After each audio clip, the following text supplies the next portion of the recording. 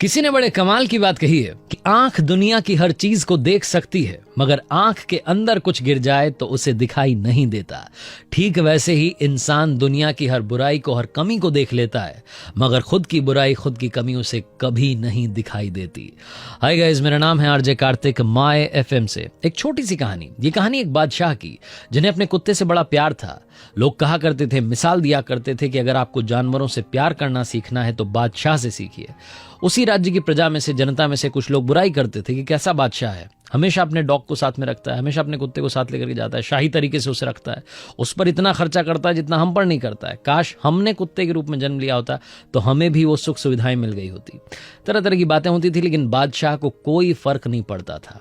उस कुत्ते से उसको बेहद बेइंतहा मोहब्बत थी। वो हमेशा उसे अपने पास रखता था, दरबार में जाता था तो साथ ले जाता था, पॉलिटिकल मीटिंग करता था, किसी दूसरे राज्य के बादशाह से मिलने जाता था, साथ ले जाता था।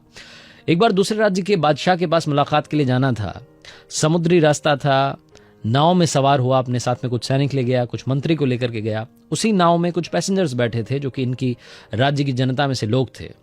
नाव जैसे ही रवाना हुई, बादशाह के साथ में उनका कुत्ता था। वो कुत्ता इधर से उधर उछल कूद करने लगा, उछाले मारने लगा, और जो लोग बैठे हुए थे वो डरने लगे कि कहीं नाव ना पलट जाए, कहीं नाव का बैलेंस ना बिगड़ जाए। जो नाविक था वो भी बार बार पलट करके देख रहा था कि कोई गड़बड़ तो नहीं हो गई। उसे भी डर सता रहा था कि कैसे बताएं बादशाह को कि आप इसे आराम से बैठा लीजिए, आप इसकी वजह से हम लोगों की जान जो है आफत में मत डालिए, इसको बैठने का मौका दीजिए, इसको कंट्रोल कीजिए। लेकिन बादशाह को शुरू शुरू में बड़ा अच्छा लग रहा था कि उनका डॉग उछल कूद कर रहा है, इधर से उधर भाग रहा है, तो खुशी खुशी ये सब देख रहे थे।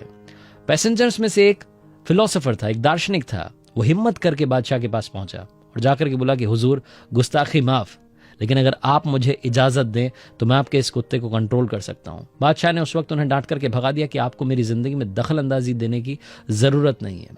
थोड़ी देर के बाद में जब बादशाह को लगा कि वाकई में नाव पलट सकती है, ये कुत्ता जो उछल कूद कर रहा है ये मान नहीं रहा है, ये रुकेगा नहीं, क्या किया जाए, तो उनसे रहा नहीं गया। उन्होंने फिर से उस फिलोसोफर को बुलाया कि आप प्लीज आइए और बताइए कि क्या करना है।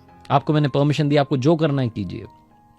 अब की बार जो फिलोसोफर था वो वापस से पैसेंजर्स के पास गया। उनमें से दो व्यक्तियों को कहा कि आप आइए, मेरी मदद कीजिए।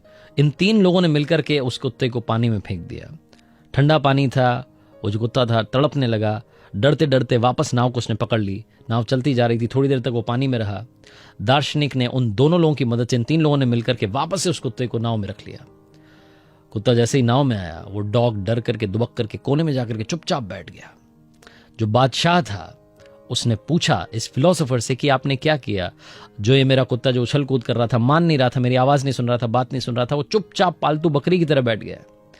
फिलोसोफर ने कहा कि बादशाह, बुरा मत मानिएगा, लेकिन ये बात फैक्ट है, तथ्य है कि दुनिया में जब तक खुद पर नहीं बीतती तब तक दूसरे की प्रॉब्लम, दूसरे की सिचुएशन हमें समझ में नहीं आती।